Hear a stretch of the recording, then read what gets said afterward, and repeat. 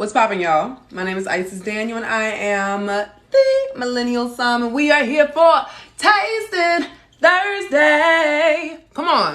A little raspy, got some, about to say, we got some nuts in my throat. But I do have some sliced almonds that I was just eating, so we doing that. But I'm so excited. I'm happy to be back here in the DMV. I'm excited, of course, for Tasting Thursday. Y'all know it's my favorite day of the week, where we come here and we are tasting wines live all together, having a great time. So I'm super duper excited about that. Today we are actually going to be talking about a wine that was requested, not a specific wine, but a type of wine, a Pét Nat. You know what a Pét Nat is? Let me see some, little sparkling wine emojis in the comments below.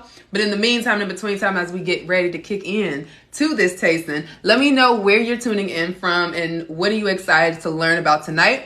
Because yeah, we have these live tastings every Monday at 6:30 and every Thursday at 6 o'clock for our pre-party of Tasting Thursday. Okay, so I know how y'all are. Y'all don't like when I wait too long, so we're gonna flip our camera around. Shaboom. Okay, now you can read all the things. Tasting Thursday. Okay, so let's go ahead. I'm gonna grab my wine because I definitely left it out on accident, and I was like, oh no, please be cold. So this is the wine that we're gonna have, a Pét Nat. Do you guys know what a Pét Nat is? Are you guys familiar with the ancestral method of making wine? So this is a sparkling wine, rosé, made from 100% Malbec. I actually love Malbec. I'm excited. Some people might not even know, but yes, there are some, the Afro Queen! What's going on? But there are sparkling wines that actually have little, beer caps? Yeah, that's what you call it. So this is a beer cap. Pretty much all Pét Nats have this beer cap, okay? So the reason why I love Pét Nats, I never say it right. I always say Pét Nats and it's pet. It's like a pet, like you pet. Is it sugar-free? So we're actually going to talk about that because there's a whole process in how these wines, the ancestral method, is produced. So before I actually jump on in, how do you guys think? So we talk about the traditional method, the champagne method, right? So you ferment your wine, your must, that's unfermented grape juice, must, M-U-S-E-T, must, right? After you ferment, you actually put it in a bottle, put some more yeast in it just to make it simpler. And you ferment that second time in a bottle. That is how you create CO2. That is how you make sparkling wine when you're talking about champagne. But when you talk about the ancestral method, which we talk about when we talk about Pét Nats, it's slightly different, including when we talk about that sugar conversation that June Perry was talking about or asking about. There's a very specific way that it's made. So we're actually going to talk about, I got my notes here because I'm not really like the Pét Nat professional, okay? But you know what I am? I'm trying to be careful because I do not want this thing to be like, okay, so I'm like opening it. I kind of was doing it off screen. Boom. But y'all see that? So the bubbles, where do we get CO2 from? If we're not ingesting CO2 into the bottle or into the wine itself, how do we get CO2? How is CO2 made even when we talk about the champagne method? Y'all talk to me. How do we get CO2 during the fermentation process? Y'all talk to me. Now I'm pouring this wine, but I'm actually going to seal it with my Corbin. Come on, Corbin, sparkling. And you guys, you can click the link in my bio. There's a sale going on that you can currently use. My code TMS15 if you are interested in the Corbin. They have all of their products, but this is just one of them that I absolutely love, the champagne or sparkling wine preserver. You just put this on top. You see this green, it's going to turn red. And then once it's green again, take it out and you put this back in the refrigerator, okay? I'm not going to because, you guys are going to ask me over and over again what wine we're tasting, so I'm going to keep it up. Again, this is the wine that we are sipping on. All right, you guys, you're not answering, so I'm going to go ahead and tell you. So the ancestral method, when we're talking about that, you actually get CO2. So CO2 is a natural byproduct of the fermentation process. The fermentation process being what? How we make wine, right? little yeast, a little sugar, you get alcohol, and you also get CO2. Now, what this particular method does in order to preserve the bubble, okay, they actually will begin the fermentation process, and midway through, they will cool the wine all the way down to stop or really pause the fermentation process. Then they put that kind of semi-made wine into bottles, right? They seal it with the cap. And this is happening over a couple months, by the way, okay? But after this time of really monitoring, they put it into the bottle. They warm the wine up slightly again. And what it does is it starts the fermentation process to happen again. So rather than releasing that CO2, they capture the CO2 and you're able to have a natural sparkling wine. Hi, Timothy. I'm in the DMV too. Okay. So do y'all know about PetNat? Have y'all been familiar with that? Let me know. Talk to me. You guys know. I do not like when y'all leave me in the comments by myself. You better talk to me. Y'all better talk to me. And as you guys, let me know what you're sipping on. If you're sipping anything, let me know if you know about the ancestral method. And while I'm doing that, I'm going to sing my jingle. So if you know the song, you better sing along. Tasting Thursday. Get it? Tasting Thursday. With your girl, the Millennial Somm. I am she is me, and we are here for another Tasting Thursday. Hey, okay. So this is what we're doing. We're going to go ahead and get into this tasting. Again, we are sipping this wine right here. The Famaey, that's what I'm assuming. Pét Nat, Malbec Rosé. Now, you know, whenever we've talked about our wine, right, we always go to that first step. If you want to know all the steps, you can download this on my website. But we first start with sight, smell, sip, savor. When we flip this over, you see how it says over here, we talk about clarity. This is a prime example of a natural wine that is not clear. This wine has not been fined, so you know you can't see through it. This is another wine I had kind of sitting. It's a red wine, but it's not hazy. This wine is hazy. Y'all see that haze? Let me know in the comments if you see the haze. If I wanted to hire you for a wine class in New York, how do I go about it? You can email me at themillennialsomm@gmail.com. Or you can go to my website and do a questionnaire thing as well that I have on my contact list. You can also do it that way. It's up to you how you want to go about it. But email me or go to my website and email me through there. Okay, but y'all see, so let's go ahead. We're just gonna jump into this taste, and there's no reason to not if we're gonna go ahead and go ahead and start. So clarity, this is a very hazy colored wine, but what color is it actually? So I'm actually gonna pull out my wine folly book right here, and I'm gonna just assess the different colors because I'm not sure. I mean, it's giving copper. It's like somewhere in between salmon and copper. I'm going to be real with you guys, but I think it's more into the salmon color. So I'm going to rock with a deep salmon as far as the color is concerned. All right. What y'all sipping on? What y'all doing over there? So it's hazy, deep salmon in color. Okay. So let's go beyond the deep salmon in color. We're going to move on to our next step. After we do sight, what is our next step of tasting? Let me know in the comment below so I know I'm not by myself because y'all usually talk to me, but y'all ain't talking to me. What happened? Sipping on my man. I'm not even mad. I'm not even mad. Do it for the both of us. Okay. So after we did sight, we move on to what's the next step? Let me know in the comments below. I ain't moving on till y'all tell me. Because what you're not going to do is let me be in this tasting by myself. Hello, Earth to Erica. Hello, Mayor. Hello, where's your name? Where did it go? Your name went away. I am Sean. What's going on? Touch? We ain't touching. We smelling. Thank you, Queen of the Park. Now, wait a damn minute. What is going on? Okay, so let's go ahead and get into this smelling, okay? So usually whenever I smell, I try my best. Hello, talk your shit I do recommend that you do not actually swirl first. Make sure you smell, because there are some delicate fruit flavors, primary characteristics, maybe some floral notes or anything like that, that might go away when you swirl. So take a sniff first. Hold your wine by the stem, because we don't want to warm up our wine. We don't want to smell our hands when we smell. We want to hold it by the stem, or if you're real fancy, you can hold it by the base. I personally don't do that because I just feel like it's unnecessary. That's just me. So let's go ahead and get our nose up in there. Don't be cute. Deeply inhale. If I can't hear you through the phone, even though you're not on this live, you ain't doing it right. All right, let's go ahead. Whew. Not really getting much on that one. Hold up. Interesting.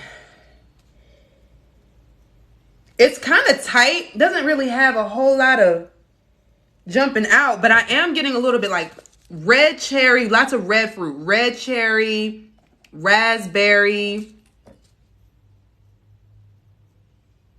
It also has like this other little mineral smell to it, like wet slate. Y'all know what I'm talking about? I'm gonna say that. Wet stone. I'll say wet stone or whatever. It kind of has that kind of note to it. I'm going to Portugal soon. Yes, go to Portugal. I wish, take me with you. Listen, if I figure out how to get flexible, right? Because I got to go back to doing my yoga. My body has been fussing at me for a very long. I used to be the yogi. Okay, I was the yogi. I am not her now, and I'll have to get back to it. But if I can figure it out before you go to Portugal, can I fit in your suitcase? Just let me know in the comment below, all right? Thank you guys so much for the follows and the shares and the pandas. You guys are so amazing. And I'm so happy that you do not have a gag reflex. I am very happy for you for many reasons, more than one. Amen. All right, let's go ahead and move past that. All right, y'all. So let's go ahead. We've done our smell. After we've done sight, smell. What is the third step of tasting? What is the third step? Let me know in the comments. What are we doing? I went to a wine tasting once, and instead of spitting it out, I drank it instead. Why waste? All right, we gonna have this conversation just for 0.2 seconds. And yes, the next step is sip. And after I answer or respond to that, we will get right into the sipping portion. So the reason why you want to spit, especially if you go to a wine tasting with more than 4 wines, really, anything more than 4 wines, because you have to understand, once you have that sample sip, you have to go back and you're going to get a glass or 2 or 3 or 4, right? Okay. So here's the thought. Whenever you go to a tasting, alcohol first is absorbed in your lips, your gums, and your tongue. So even when you spit, you're still absorbing alcohol. Okay. So if you go and you're tasting, I've been to tastings where there were over 100 wines present. If I decided that I was going to sip every single one I got, I wouldn't be a professional. I would be, in jail for drinking too much. I would be gone. I would be blacked out in the toilet somewhere, just trying to live, doing my very best, taking all the milk thistle I can. It's a liver supplement, so if you guys are interested, definitely do that. Taking all the Tylenols I can. You just don't do that. You don't want to do that. Just my thoughts. It's just my thoughts. But of course, I'm in my house, so I'm going to drink this wine. We ain't wasting it, especially if I like it. I've never had this wine before, so let's go ahead and move on past it. So the next step is sip. First thing we're going to do, don't mind my ugly little handwriting over there. So the next thing we're going to do, sip, we're going to go through the 5 flavors. So let's see if we can pinpoint 5. I was only able to get really 3 notes on the nose. It wasn't very intense. Goes into the overall experience when we describe this wine and the end at savor. So something to think about, but let's go ahead and sip.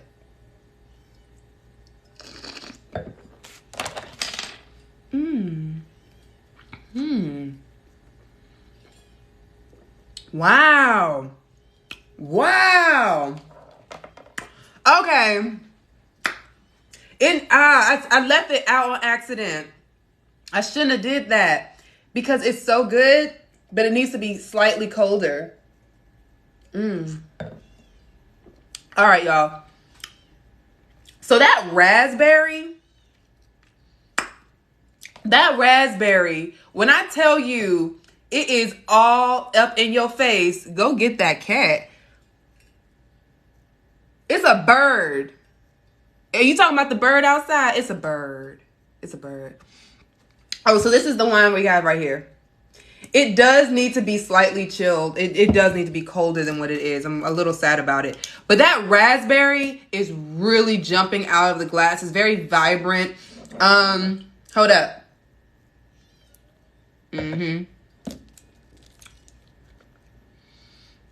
Woo. All right, y'all. So let's talk about it. What is the definition of funky? I got my book. We had this at our book club that I think I might start using whenever I use specific wine terms that you might not know. I think I'm going to start referring to it because I think it's just fun. I like the book. But what do y'all think when I say funky? Let's get funky. Okay.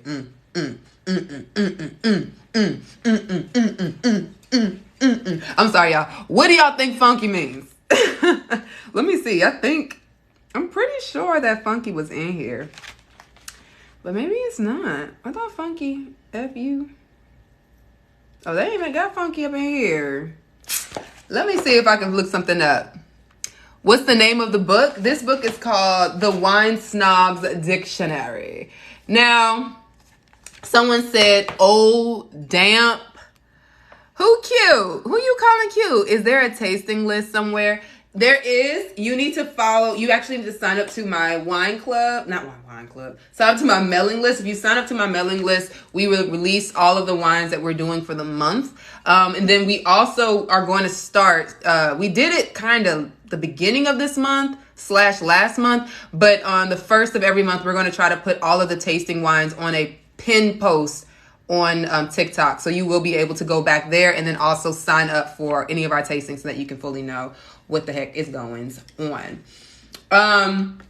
So the thing about this wine, hold up, I'm looking up funky wine definition.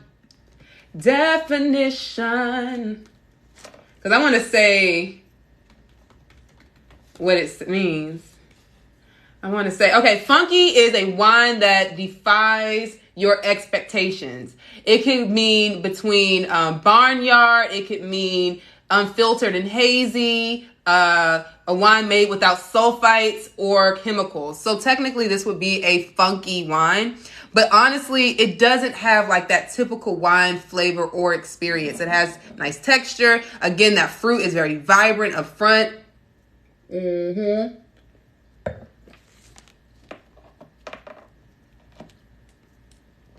It's very interesting. So it almost tastes like raspberry bubblegum. It does have a little bit of bitterness on the back end that I think probably would have been cut if this wine was chilled a little bit more than it's like it's supposed to. But beyond that, I mean, I think it's an interesting wine. It's not the most delicious Pét Nat I've ever had in my life. Pét Nat. So I'm just saying, I'm not sure. I'm not sure how crazy I am about this one. I'm going to be honest with you. I like when my Pét Nats are very vibrant and fruit forward and lively. This one is almost giving kind of, if you don't want your Pét Nat to be too sophisticated, you might want to get this wine. I'm like saying the wrong things. I keep saying things backwards. This is more of a sophisticated wine for a Pét Nat. I think the flavors are still very fruit forward and vibrant. But at the same time, it does have like this kind of depth to it that I'm assuming comes from the Malbec that adds a little bit, but it throws me off as far as my personal taste for a Pét Nat. Okay, so this wine is dry. Acidity is probably on the higher side. What's up, Hot?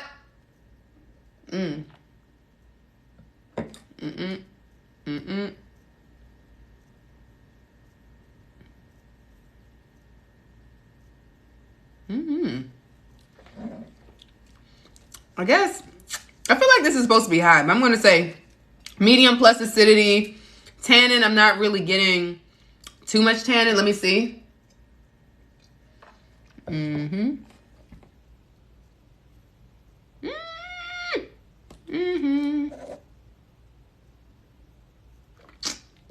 Never mind. Tannin, acidity is definitely high. Tannin, there's a little bit of tannin there, but it's still pretty low. Alcohol is 12.5. If that's the case, then we're definitely going to go with a medium alcohol. And the body, honestly, it does have some body to it because it is sparkling. It's going to have at least medium body, but I'll be real with you. It's more full body to me. If you want to, if you want to say medium plus body, you absolutely could. This wine does not taste that good to me. It's actually starting to gross me out. So y'all want to try another one? Let me know in the comments if y'all want to try. We have so much time because after this, we're going to head over to Instagram. Oh, I got a little tannin. I got a little something going on there. Do y'all want to try? Y'all want me to move on to another one? Yes? Okay. Let me pour this one out. I got my spit bucket right over here. Let me pour it out. Because I don't think I like this one. It's interesting because the fruit is actually pretty daggone good. The fruit is good. It just is either it's my fault because it's not as cold as it's supposed to be, or that bitterness in it, it just ain't doing it for me. As I continue drinking, it started getting worse and worse and nastier and nastier, and I'm just like, not sure. All right. We got another one. So this one was actually gifted to me by a friend. I don't really know anything about it. So y'all ready? Let me see some wine emojis. Let me see some like champagne emojis popping. Let me see that thing pop, pop, pop, pop, pop. Let me see the emoji pop, pop, pop. Let me see it. I could hear you. I ain't open this until I see some pop. All right, there you go. Listen, y'all ain't about to have me out here opening wine for nothing. Don't have me. So shout out to Barbara. Love you, Miss Gorder. Not trying to call you Miss like weirdness. I was just saying thank you for this bottle of wine that we're about to taste today. Super excited. We're going to get it. We're going to get it in. So obviously, what color is this? Is white, rosé, orange, or red? What color wine is this? Y'all tell me. White, rosé, orange, or red? I like to let it.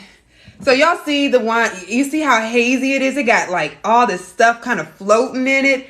Unfiltered. Y'all see? Wait. Maybe if I do it this way. Oh no, y'all can't see. There's like sediment. Y'all see all of that? Wait, right here. All of that, how it looks different.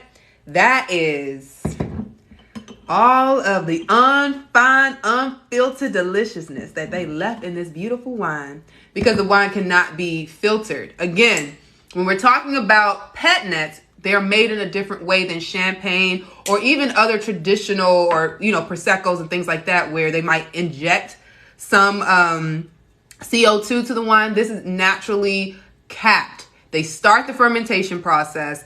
They cool the wine down, really in freezing temperatures almost, so that it can actually pause the fermentation process when it's in tanks. They put that wine in the bottle after a few months. And after they put it in the bottle, they will actually cap it, warm up the wine, warm up the bottle slightly, right? So that the fermentation process can continue and finish while in the bottle. So all sugars, all of that, it's all in here. Dead yeast, all of that. It's left in the bottle. Not a nasty thing. It's not nasty. I know when I said dead yeast, you were like, dead yeast, it's not nasty, okay? We use dead yeast all the time in wines. We use it to add texture. Sometimes when you get a little brioche bread, pastry, yeast taste, that's actually dead yeast that's left in the wine. Don't think it's gross. It's actually quite delicious. All right. So I'm going to, whenever you're at a tasting, when you have a new wine, pour a little bit in your glass, swirl, dump. What that does is it cleanses your glass with the next wine that you're going to have, so you're less likely to taste the wine that you had before. Check me. All right. Okay. Here we go. I'm so excited. Okay. I'm sorry. You guys, you know how comfortable I am with y'all. Y'all know how comfortable I am with y'all, right? You know that? I love doing our tastings, and I'm excited to have pretty much a month where I'm not going to be, traveling. I will be That's not true. I'm going to travel at the end of the month. I don't know.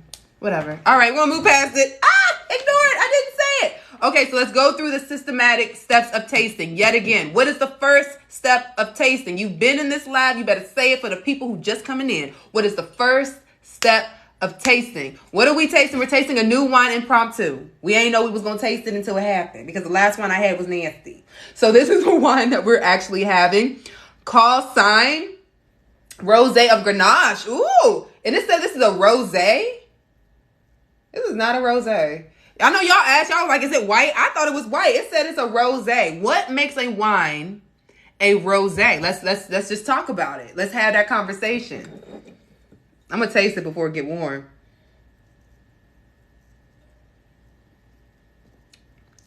Yeah, that's better. That's better. We can do this one. Because I laughed, but I was like, I don't think I like it. It don't taste good to me. What I ask y'all?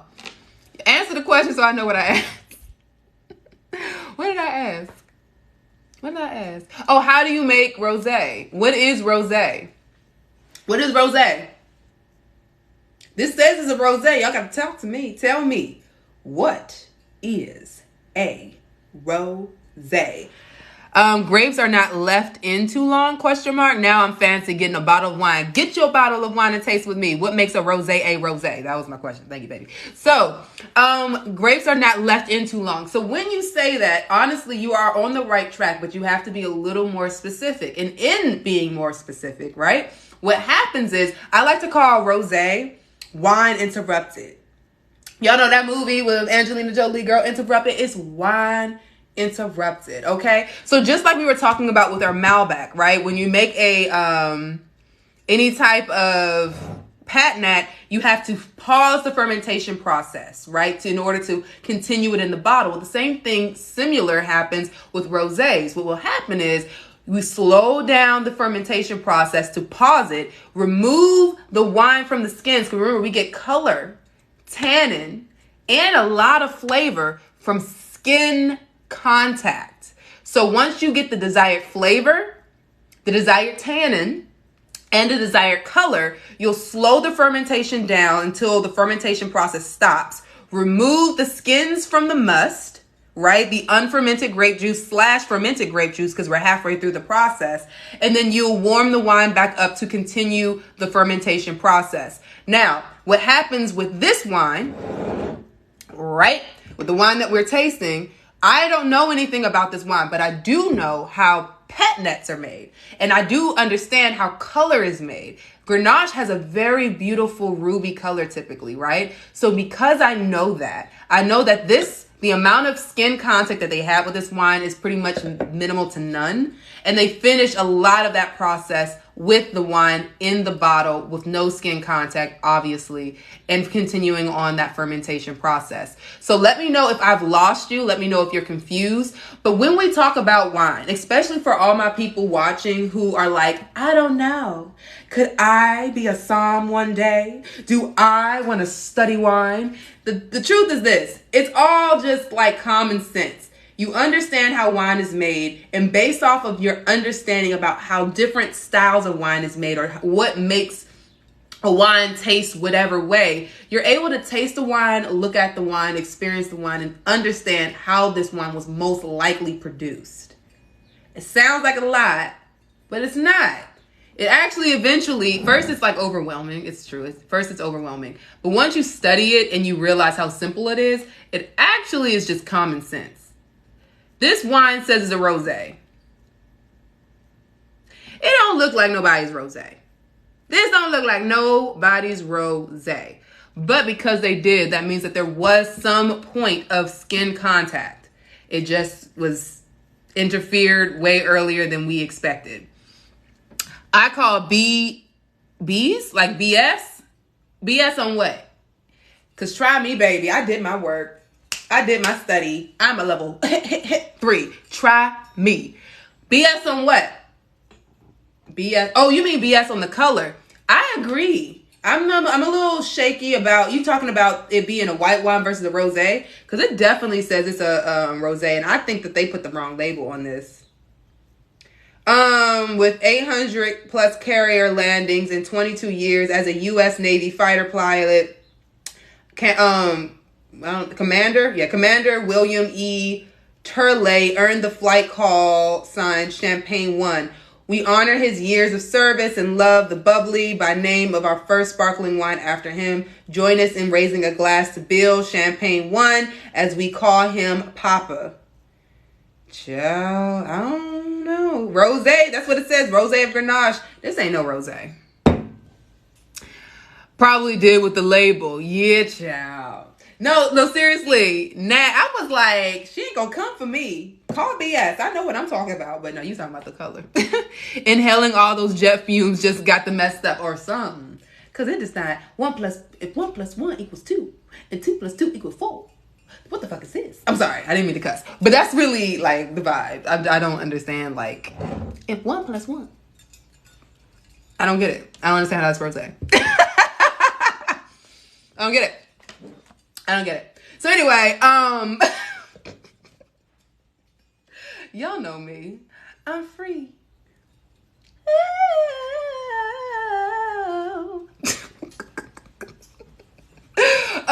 But yeah, you guys. So I don't know why this is a rosé, but we're gonna move past it. So let's go ahead. What is the first step of tasting? What is the very first step of tasting? Number 1. What's the first step of tasting? Or what's the number one step of tasting? Put it in the comments. What's the number one? What's the number one? What's the number one of tasting? Thank you for finally answering, Sight. I really appreciate that. All right, so we're going to look at the wine. We do not look at the wine up here. What we're going to do is whip this thing right on down and look this way, okay? That is how you look at your wine. Is it still good since it's premature? So, no. When we're talking about Pét Nats, it's not like other wines that require time to age. Literally, once you put that wine in the bottle, and the other wine that we were featuring, they actually said on their tech sheet that they actually put it in warm bottles to go ahead and support that fermentation process of restarting again, right? So once the fermentation process restarts and finishes, which it doesn't take a long time to do, okay? Because in the beginning of making a Pét Nat, it's very low controlled temperatures over a few months. Crazy, I know, but that's how you do it, right? Once you start that process back up and you just allow it to naturally happen, it doesn't really take long for the fermentation to complete. And once it's done, the CO2, CO2, carbon dioxide is trapped in the bottle. You seal that thing with the bottle cap, and that's it. It's not premature. It's ready to drink. This wine is not a wine that you're supposed to age for a very long time. You're supposed to open that thing up and enjoy it almost immediately. Okay? While beatboxing. Hey.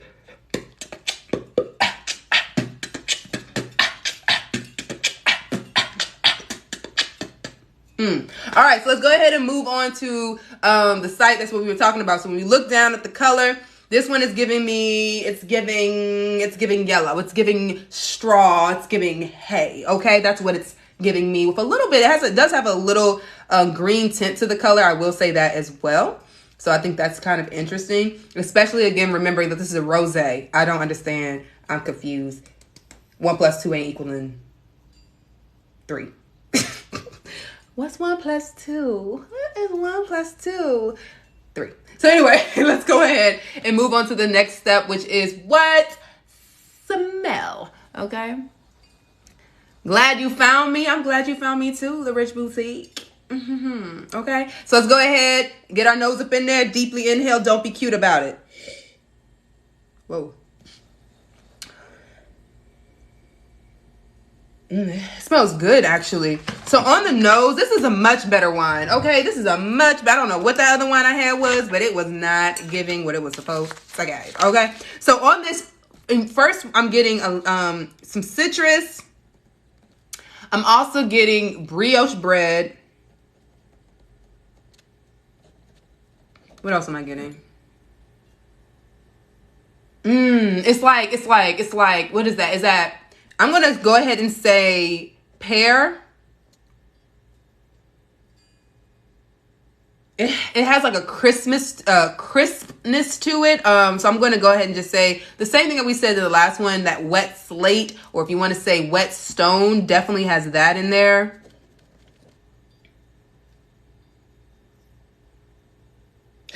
Yeah, man. I think I'm going to rock with that. Citrus, brioche bread, pear, and wet stone. I'm rocking with that. What are the two wines? It's okay. So this is the wine that we're tasting now. We're drinking Pét Nats, right? However, we had this wine here and it was nasty. We didn't like it. So we opened up a different one and we're going to drink the one we like. Is that okay with you? Is that okay? So after we do smell, what is the third step of tasting? What is the third step of tasting? What's the third step? It's on the screen. You don't got to guess. It's right there. Man, what's the third step? Come on. Sip, sup, sip. All right, y'all. Let's go ahead and get into, this is my favorite step of tasting, like my most favorite. Mm-hmm. Mm-hmm. Mm-hmm. This one tastes good. It tastes real good, actually. Chug. We have to taste, and then once we know we like it, then we chug. So this is really a delicious wine. I'm gonna be real with you. That second sip that I really took, really swashing it around and seriously tasting, was actually pretty divine. That pear, green fruit, definitely on the forefront of this wine. Does have slight citrus on the back end, but that brioche bread, the minerality there, is actually a very decent wine. Very much better than the other wine I just had. I was like, this is nasty. So the variety in this wine is actually a Grenache. They said that this is a Rosé, as you can see, but I think somebody lied. I don't think they telling the truth. I feel like somebody ain't telling the truth. How the heck is this a daggone rosé? Who said what? Who said that? Who said that? That's how I'm feeling about this wine. Like, wait, this is not no daggone rosé. Who? That is not a rosé. Can't be. Can't be. You had the skins in contact with the must for 0.2 seconds and then took it out and said, you know what? Because I had it in 0.2 seconds, I'm going to go ahead and call it rosé. That's the vibe I'm getting off of this wine. What do y'all think? Is it just me? Because it don't make sense. Does it make sense? I digress. So anyway, now we've done a taste. Let's go ahead and move on to our next step after that, which is savor. Savor is the most important step of all. Though sip is my favorite because we love to sip some wine. Savor is the most important because we take everything that we've learned about this wine and we're able to truly assess what we like, what we don't, what we're going to look for in future wines that are in similar styles, or what we're going to avoid altogether. But the only way to do that is to seriously taste the wine first, look at it, smell it, taste it to get to this final point so that we know how to move forward. Okay. Just looking at this, just had a rosé for €3. Ooh. Why y'all keep going to Portugal and not trying to fit me in your suitcase? What is that? Because at this point, I'm starting to get super offended. Like, let me go with you. Let me go. Someone in the labeling department creating prop. Man, I got beef with whoever made this. This is not, if this is a rosé, I am confused. Like, I got real questions. Where did we get color from? I said it already earlier, but for the people just coming in the room, where do we get the red or orange amber color in wine? Where do we get that from?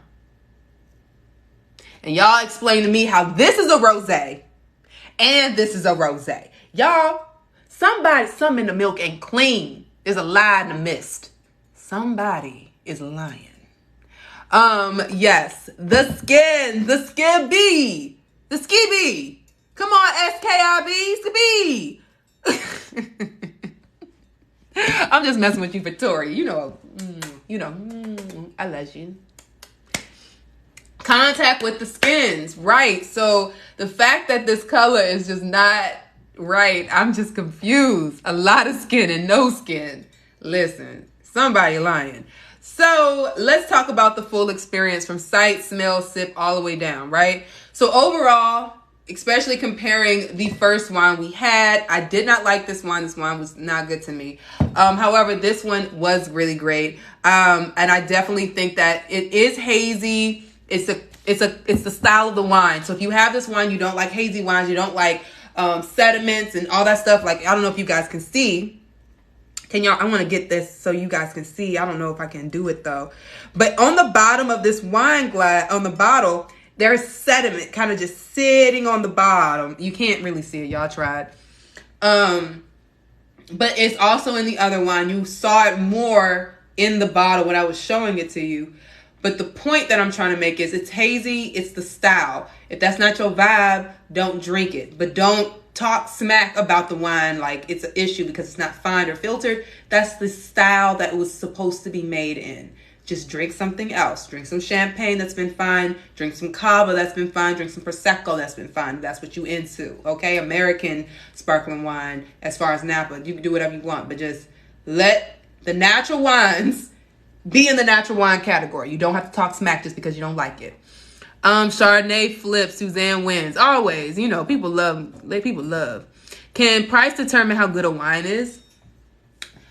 Okay, overall, I'm just going to answer this and then I'm going to answer y'all's questions. So overall, this wine is solid. I like this Pét Nat. I wish it were, the flavors were a little more vibrant, but that's just my preference. But I still think that this wine is a solid wine. The other one was nasty.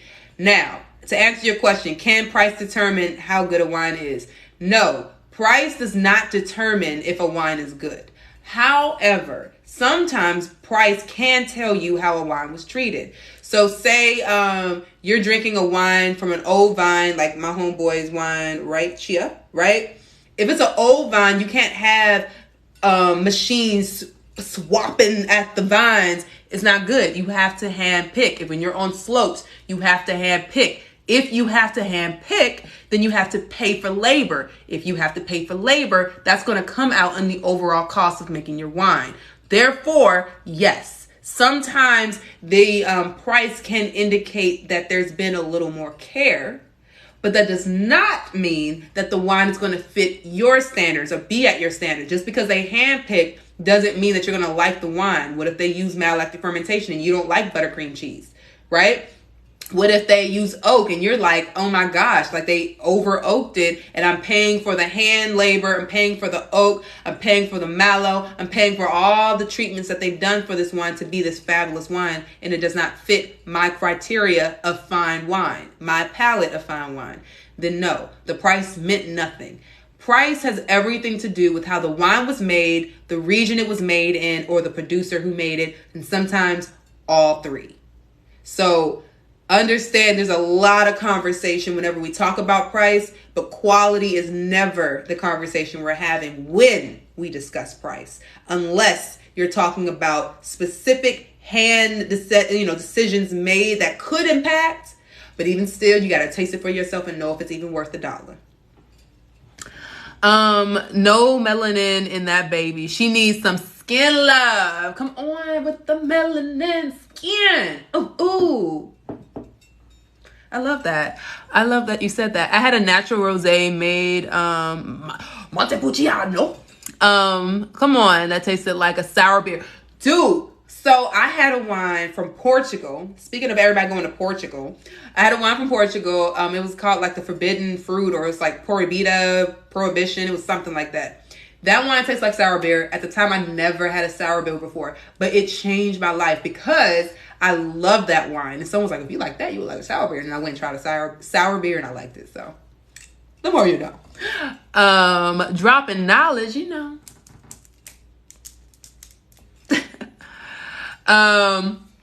Anything else? So y'all know we're getting ready to head over to Instagram to interview my homie, Teacher's Pét Nat. She has her own Pét Nat that she wants to talk about from Virginia. She is the Virginia wine expert. And I do want to talk to her, and I want you guys to follow me onto Instagram. Same name, The Millennial Somm, at 7:00 p.m. Eastern Standard Time, which is only 20 minutes away.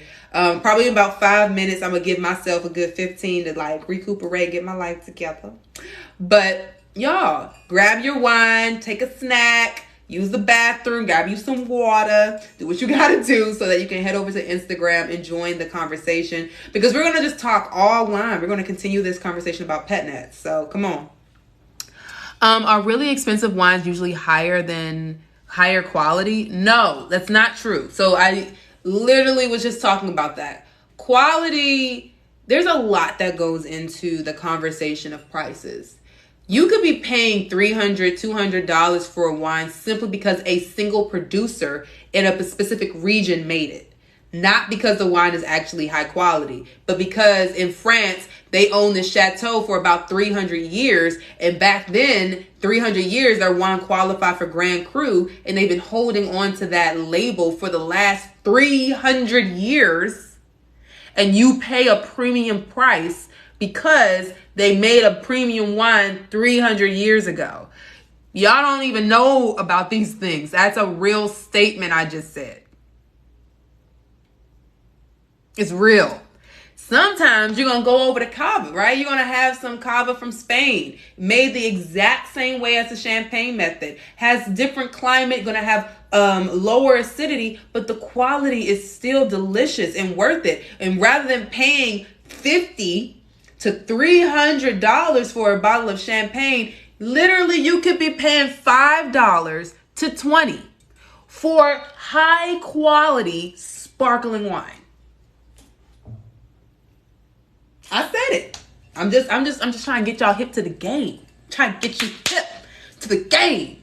But y'all ain't trying to hear me though. Y'all not trying to hear me. Y'all ain't trying to hear me though. Very true, because my €3 bottle tastes very rich. It's real. Portugal, another region that I absolutely love. High quality, vibrant, fruit forward, nice acidity, just tropical fruit flavors, just everything you need. I love Portuguese wines. Baby, you can get that for $5 in America for $5. And it tastes delicious. Get you a Vino Verde, $10. $10. Like, y'all not trying to hear me. Get you an Albarino from Spain.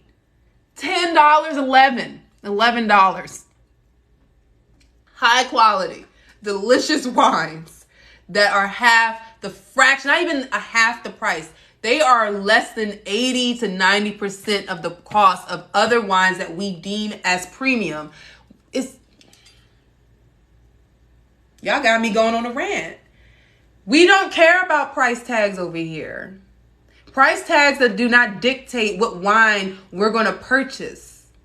We're going to purchase what we like. Thank y'all for the follows and the likes. But we're going to purchase the wine that we like within the price point that we have. I want y'all to know, if there's anything I can say when we leave this live, is this one thing. You can find a wine that fits your palate preference within your budget that still qualifies for a high, fine wine, fine wine. You can find a wine like that within your budget. If your budget $5, you can find a very good wine for $5. Believe it or not, I'm not even like saying it to be extreme. I'm being completely serious. I've had wine that was $5 that did taste extremely good. Now, of course, there are going to be some conversation, not at the scale of price. Once you get to that $5 range, there are going to be some sacrifices that you're most likely making. It's probably going to have some type of oak or something that's going to cover some of the faults. But still just the same. Once it's really, you get to that 10 to 11, depending on the region that you're purchasing from, you are still getting fine wine for a beautiful price versus going somewhere else. You better become a Somm. Come a Somm with me. Come on. Y'all have any other questions before we head over to Instagram and have our interview? Which I want to see every last one of you over on Instagram at 7 o'clock on the dot. Out in my drop top, cruising the streets. Hey, I got a really lot of thing that's waiting for me. A pull up, anticipating good love. Don't keep me waiting. I got places to put my hands in places I never seen, girl. You know what I mean. Come on, y'all. Y'all know the vibes. The song's still playing in my head, but we're gonna move on. You'll see me there. Cool. Make sure you guys grab some wine, grab some snacks.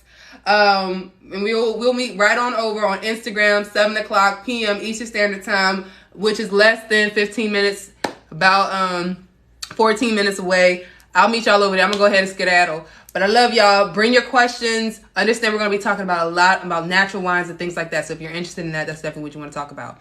Would you talk to us a little about the process of becoming a somm? So it depends on what your goals are, but you can go the WSET, or WSET, which is what I did, Wine Spirit Education Trust. Sometimes I talk really fast. That is what I chose to do because it's really theory based, and I wasn't sure what I wanted to do in this industry when I first started studying it. So I decided on that program because it gave me the foundation I needed with the endless opportunities provided, right? If you're more into service, say you're already a server, you love what you do, you love selling, you're like a great salesperson, you love stories, you love to tell stories behind the wine, you love describing food, you love all of that, I would definitely recommend Court of Master Sommelier, right? Why you want to go to that CMS program is because they are a little more focused on service. So that's something you want to do. Focus on that. You still get the wine theory. It's not going to be like, WSET, but you still get that extra oomph of service, which we lack on the WSET side of things. Okay. So it really depends on what you're looking for. There's also a program for teachers. If you are a teacher, but you want to kind of switch your life over and talk about wine, there's a program specifically for that. And there are, I think, a couple other programs that you can possibly look into. But the main two would be Court of Master Somm, CMS, and then you also have WSET program, which is what I did. Okay. So y'all have any other questions? I mean, that was just real quick. I probably need to take that little clip and put it as a video just in case somebody's interested in learning how to become a somm. But that is what I do. Somm is literally translates to wine steward. And I think that for many years before CMS ever existed, WSET was the program of choice. And then Americans went over there, came back to America, whatever we do here, we're like, it's the best. It's the best. So that became the standard of being a somm. After a lot of foolishness happened, people are recognizing that our programs are just as credible and we do the same work. We are still servants. We're still stewards of wine. And so whatever it is that you want to do within this industry, you can do, you can accomplish. You've seen me. I've created a whole world of a wine experience that did not exist, all because of my passion of following wine and seeing where it led me. I could only have done that because I chose the program that I chose. So give y'all that freedom. Y'all rock with that. And I'll see you over on Instagram in about 10 minutes. You better be there or be square. Be there or be square. I love you guys. Bye.